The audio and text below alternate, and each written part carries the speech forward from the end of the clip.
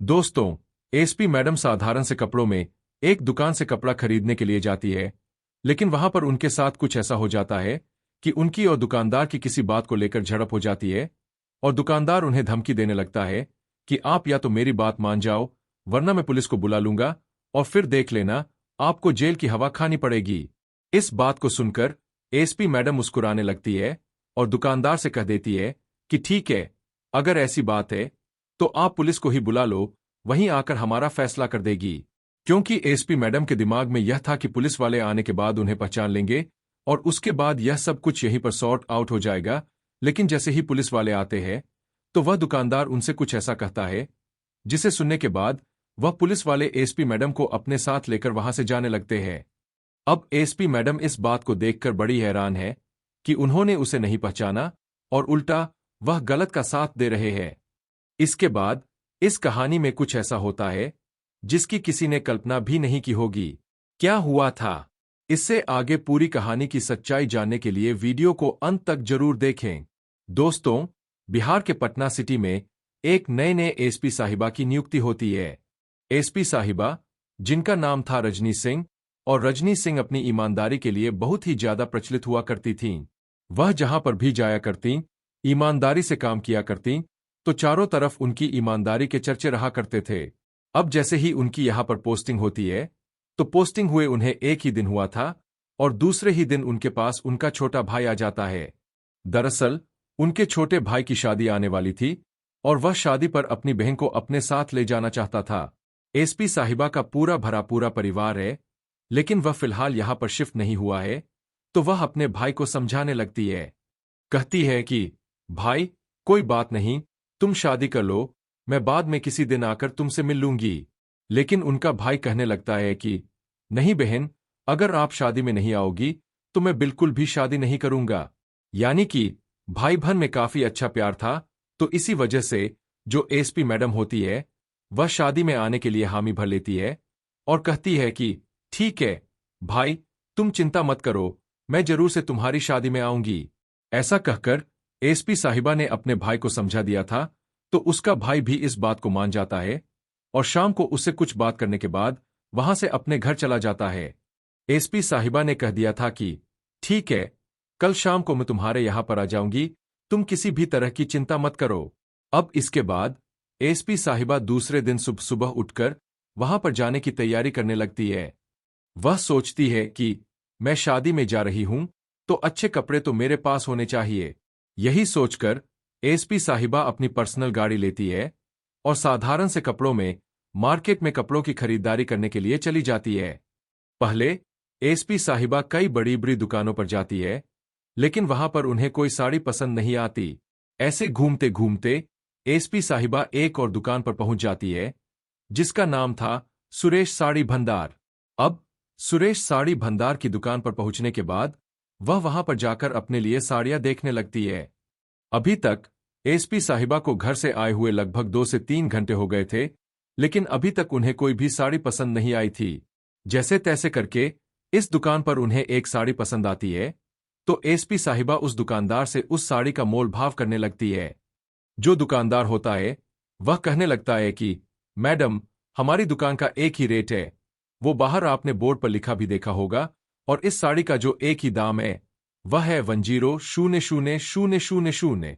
अब SP madam sari को देख चुकी थीं और देखने के बाद कहती है कि ठीक है, कोई बात नहीं, अपने पास से 10 लाख रुपए निकालकर उस दुकानदार को दे देती है।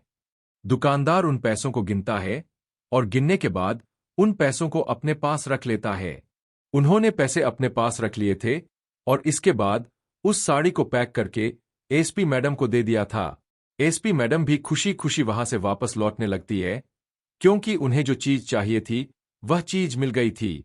इसके बाद एसपी मैडम उस दुकान से बाहर निकल जाती है और बाहर निकलने के बाद और भी कुछ सामान मार्केट से खरीदने लगती है।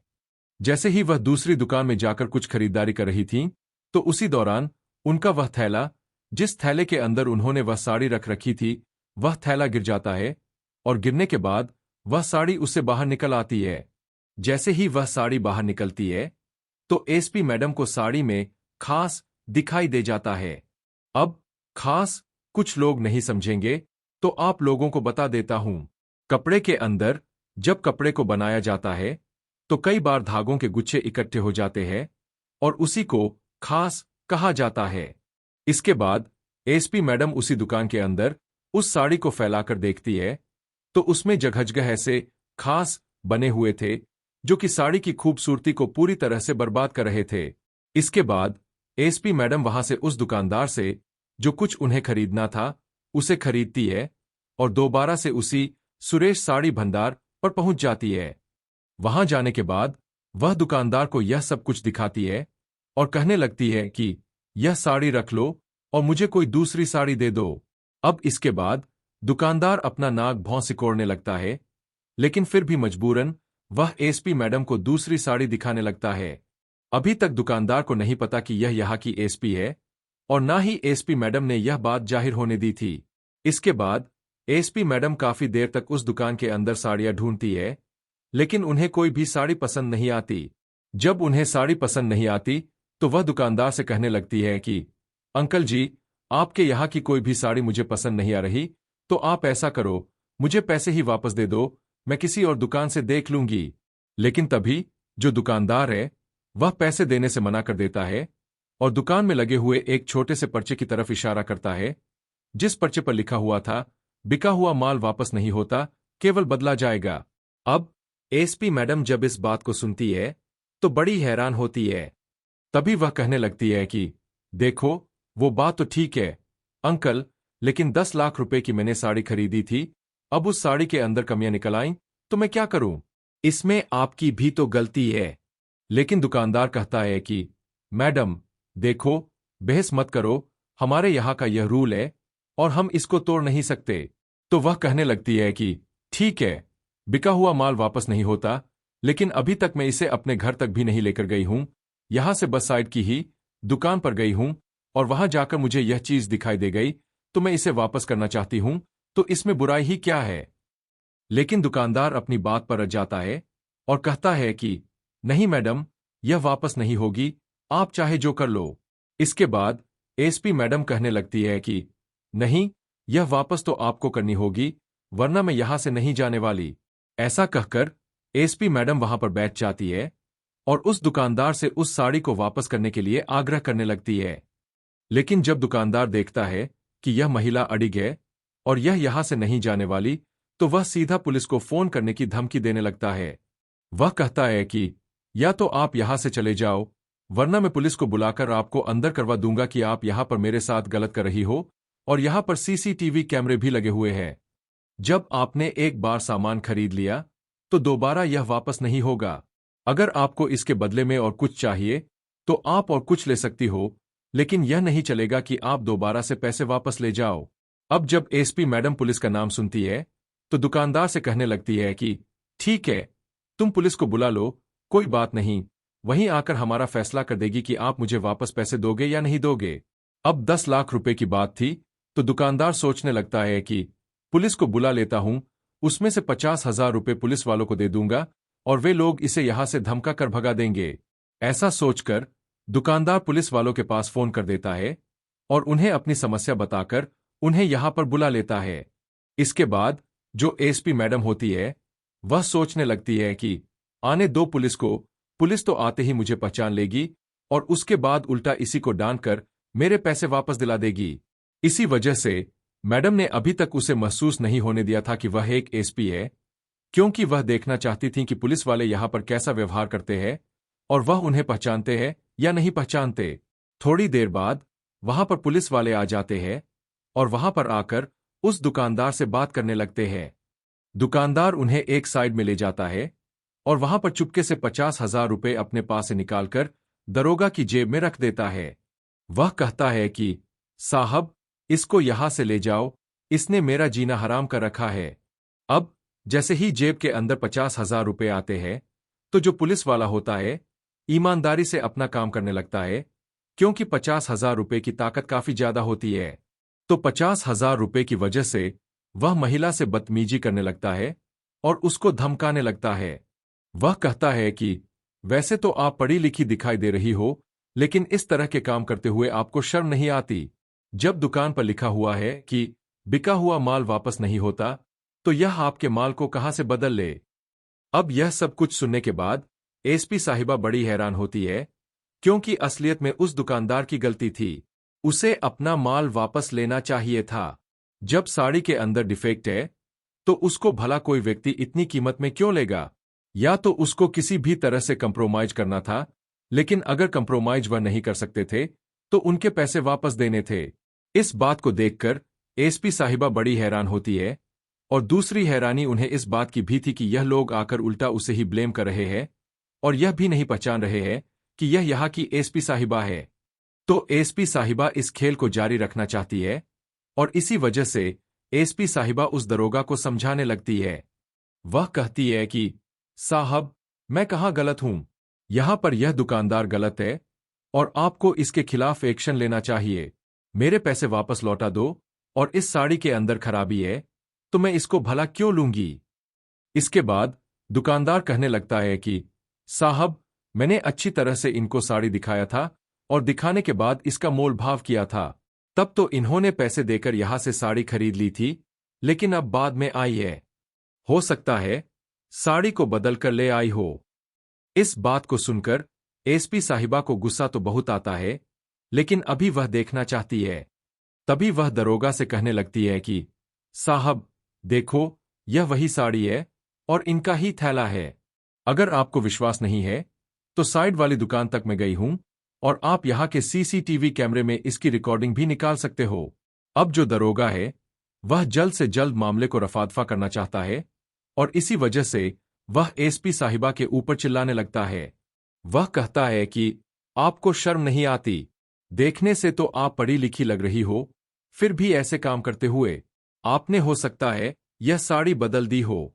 जैसा दुकानदार कर रहा है, वैसा भी सही हो सकता है। अगर आपने इसे ज्यादा परेशान किया, तो मजबूरन मुझे आपको गिरफ्तार करना होगा। यह बात सुनकर एसपी साहिबा गर्म हो जाती है, लेकिन अब भी वह इस बात को लेकर चुपचाप है, और कहने लगती है कि ठीक है साहब, अगर ऐसी बात है तो आप मुझे अंदर बंद कर दो। मैं भी तो देखूं, आप भला मुझे बेमतलब कैसे अंदर कर सकते हो। अब यह बात दरोगा को चुप करा देती है, और इसके बाद दरोगा हवलदार से कहने लगता है कि इसे पकड़कर जीप में बैठाओ और इसे लेकर चलते हैं। लेकिन तभी जो एसपी साहिबा है, वह कह देती है कि आप वैसे तो कानून के रक्षक हो, लेकिन आपको इतना भी नहीं पता कि किसी महिला को गिरफ्तार करते वक्त एक महिला पुलिस होनी चाहिए, और उसके बाद ही आप महिला को गिरफ्तार कर सकते हो। अब यह बात सुनकर जो दरोगा होता है, वह और भी चिढ़ जाता है, लेकिन अब तक वहां पर थोड़ी भीड़ इकट्ठा हो गई थी, तो इसी वजह से दरोगा अपनी फीलिंग्स पर कंट्रोल रखता है, और फोन करके वहां पर महिला कांस्टेबल को बुलाता है। अब जैसे ही वहां पर महिला कांस्टेबल आती है, तो उसके बाद वह एसपी साहिबा को पकड़कर जीप में बिठा लेती है। बाजार के अंदर सभी लोग यह सब कुछ देख रहे थे, लेकिन पुलिस के सामने भला कौन बोलेगा, यही सोचकर सब लोग चुप रहते हैं, और एसपी साहिबा को वहां से बिठाकर थाने तक ले जाया जाता है।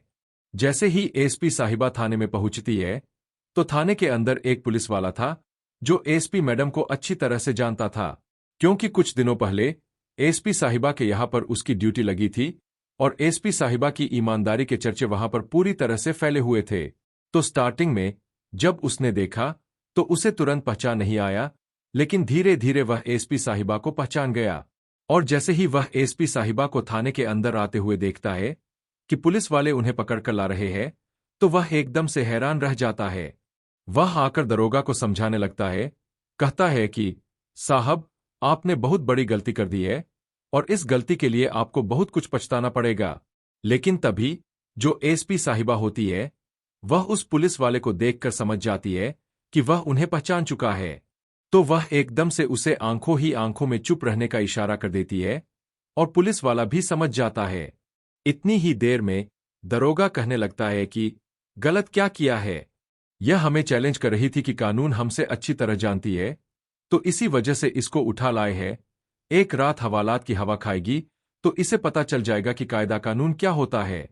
ऐसा कहकर एसपी मैडम को उन्होंने अंदर बंद कर दिया था, लेकिन अंदर से एसपी मैडम दरोगा को तरह के कानूनी नियम बताने लगती है, और कहती है कि तुमने गलत किया है, और रात के समय तो तुम मुझे यहां पर रख ही नहीं सकते।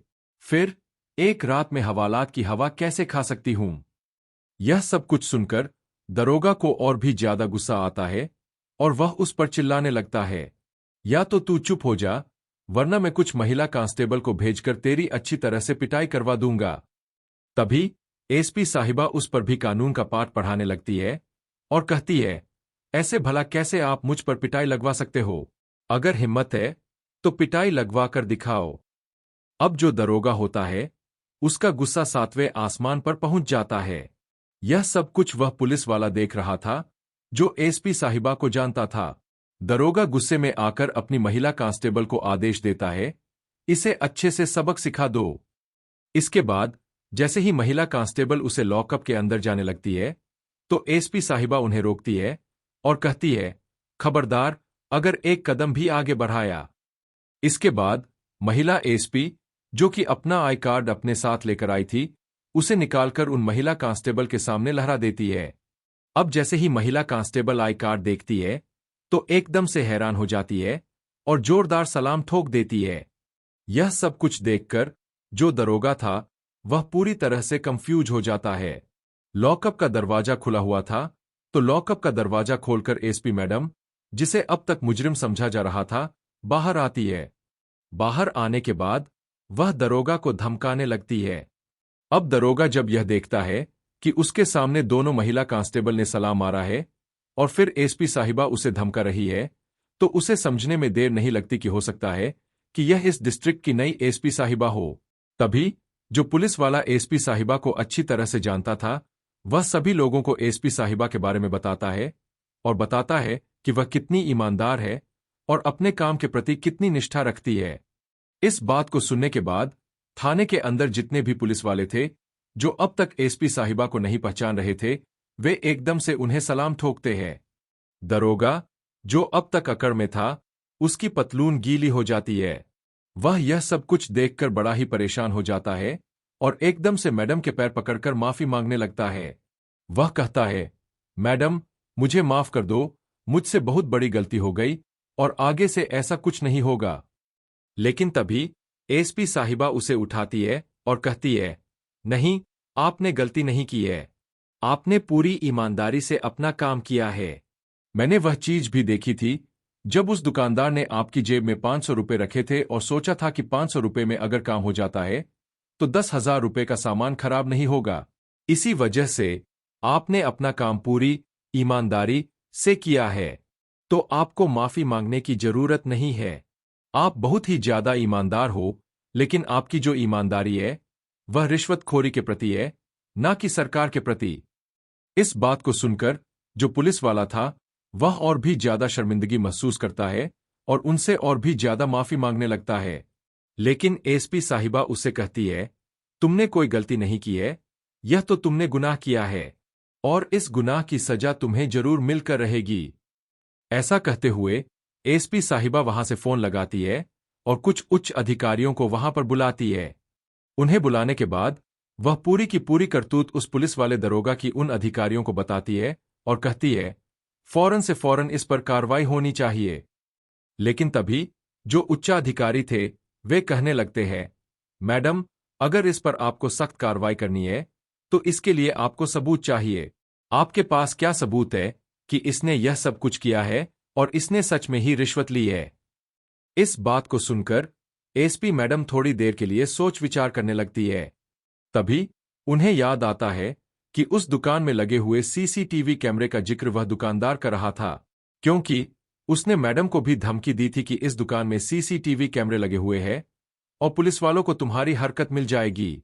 इसके बाद एसपी साहिबा वहां से उस पुलिस वाले के साथ जाकर उस दुकान से वह सबूत ले आती है, जिस सबूत के जरिए उस दरोगा को अच्छी खासी सजा मिल जाएगी और कोई भी कैसी भी दिक्कत नहीं होने वाली। वह उस दुकान पर जाकर सबसे पहले अपना आई कार्ड दिखाती है और उसके साथ में जो पुलिस वाला होता है वह उनका पूरा परिचय उस दुकानदार को देता है। अब दुकानदार इस बात को सुनने के बाद थरथर कांपने लगता है और हाथ जोड़कर उनसे माफी मांगने लगता है। वह कहता है, मैडम, मुझे माफ कर दो, मुझसे बहुत बड़ी गलती हो गई और मैं तो कुछ और ही समझ रहा था। अभी तक कुछ लोग वहां पर बैठे हुए थे जिन्होंने यह सब कुछ होते हुए देखा था और वे यह सब कुछ देखकर बड़े हैरान हो जाते हैं कि जिसके साथ आज इसने गलत किया है और पुलिस से पकड़वाया है, वह खुद पुलिस की बहुत बड़ी अधिकारी है। इसके बाद वे लोग इस बात को चारों तरफ फैला देते हैं और जो महिला एसपी होती है वह दुकान से सीसीटीवी की रिकॉर्डिंग लेने के लिए कहने लगती है। इसके बाद वह दुकानदार उनको सीसीटीवी की रिकॉर्डिंग दे देता है और इस रिकॉर्डिंग को देने के बाद वह हाथ जोड़कर उनसे माफी मांगता है। वह कहता है, मैडम, मुझे माफ कर देना, मुझसे बहुत बड़ी गलती हो गई, आगे से ऐसा कुछ भी आपको देखने को नहीं मिलेगा। जिस पर्चे पर यह लिखा हुआ था कि बिका हुआ माल वापस नहीं होता, वह दुकानदार फौरन से उस पर्चे को फाड़ देता है और एसपी साहिबा के पैरों को पकड़ने लगता है। लेकिन तभी एसपी साहिबा उसे खड़ा करती है और सभी लोगों के सामने कहती है, देखो अंकल, आपकी उम्र काफी ज्यादा है और आप मेरे पैर पकड़ते हुए अच्छे नहीं लग रहे। हाँ, आपने जो गलती की है, ऐसी गलती अब किसी के साथ मत करना, क्योंकि यहां पर जो भी आपके पास आता है वह ग्राहक होता है और ग्राहक भगवान का रूप होता है, तो उनके साथ ऐसा व्यवहार करें। आज के बाद कभी भी ऐसी गलती मत करना और आपकी दुकान की अगर कोई भी शिकायत मैंने सुन ली तो फिर मैं आप पर कड़ी से कड़ी कार्यवाही करूंगी और आपको कोई भी नहीं बचा पाएगा। ऐसा कहकर एसपी साहिबा उन्हें वार्निंग देती है और वार्निंग देने के बाद वह सबूत को लेकर वहां से दोबारा थाने चली जाती है। थाने जाने के बाद वह सबूत को बड़े अधिकारियों के सामने प्रस्तुत करती है और उनसे कहती है कि इन पर अच्छी से अच्छी कार्रवाई होनी चाहिए ताकि जीवन में कभी भी इस तरह का काम ना कर सके। इसके बाद उस पुलिस वाले को पहले तो सस्पेंड कर दिया जाता है और केस चलने के बाद उसको 3 साल की जेल भी होती है। इसके बाद एसपी साहिबा, जिसे दुकानदार ने उसी टाइम पर जब माफी मांगी थी पैसे वापस दे दिए थे, उन्हीं पैसों से किसी और दुकान से अपने लिए कपड़े खरीदती है। कपड़े खरीदने के बाद वह अपने भाई की शादी के लिए निकल जाती है, लेकिन जाते जाते वह काफी ज्यादा लेट हो गई थी। जब उसका भाई उनसे लेट होने का कारण पूछता है तो वह पूरी कहानी अपने भाई को बताती है।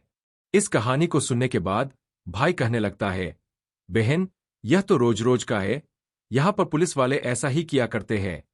लेकिन तभी उसकी बहन रजनी कहती है, भाई, मैं सभी को तो नहीं सुधार सकती, लेकिन जहां पर मैं काम किया करती हूं वहां पर इस चीज की कोशिश तो कर सकती हूं। हो सकता है मेरी कोशिश कुछ हद तक कामयाब हो जाए और जिन जिन जगहों पर मैं पोस्टिंग करूं वहां के लोग ईमानदारी से जीना सीख ले।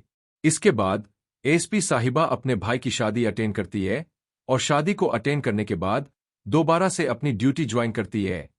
अब जितने दिनों तक उनकी ड्यूटी वहां पटना में रहती है, तो उतने दिनों तक वहां पर कोई भी पुलिस वाला रिश्वत लेने से पहले 100 बार सोचा करता है, क्योंकि यह केस सभी लोगों के सामने आ गया था। जो लोग दुकान पर बैठे हुए थे उन्होंने इस बात को चारों तरफ फैला दिया था। जब यह बात अखबार के अंदर निकली थी तब भी यह केस सुर्खियां बटो रहा था और लोग इस बात को देखकर बहुत ज्यादा सतर्क हो गए थे।